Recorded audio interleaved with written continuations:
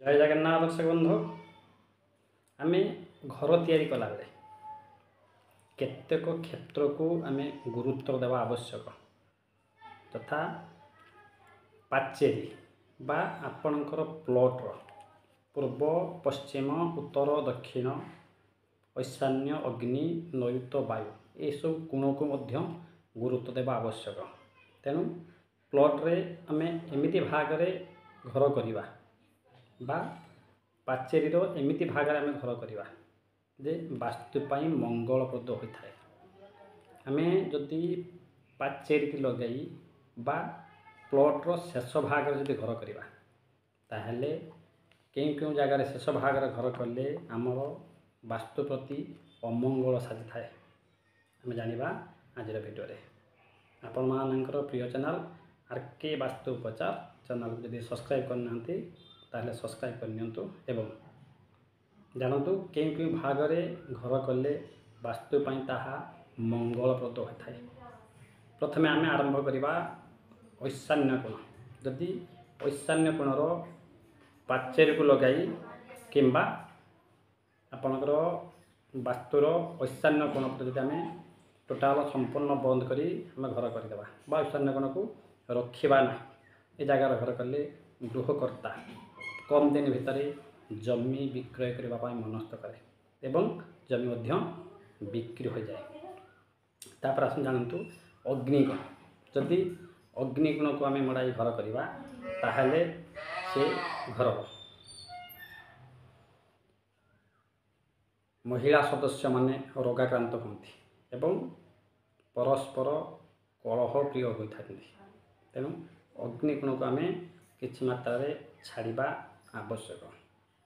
तृतीय नैऋत्य कोण जदि नैऋत्य कोण को आम संपूर्ण माड़ी घर करिथिबा बा नैऋत्य कोण कौन जगह रखि नथिबा ताहले से परिवार रे अकाल मृत्यु एवं रोगग्रस्त मध्य होती।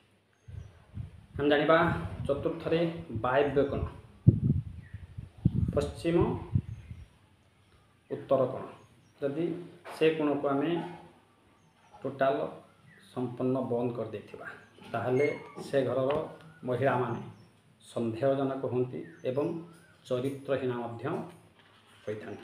तेणु वायव्य कोण किसी जगह छाड़िबा आवश्यक।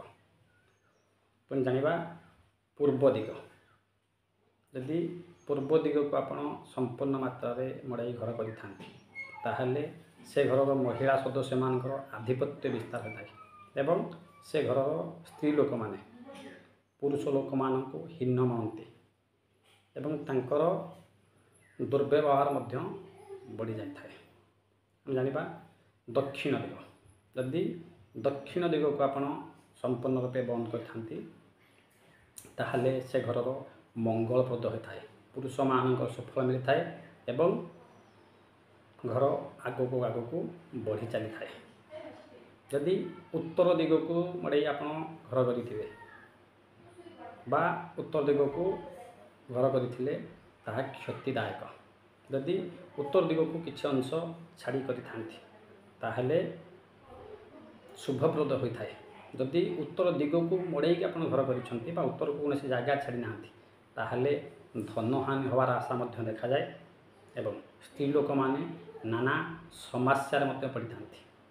तेणु मोटामोटी आप देखापी गले पूर्व दिग को अधिक जगह रखा एवं उत्तर दिग को अधिक जगह रखिले घर पर शुभप्रद होता है। जय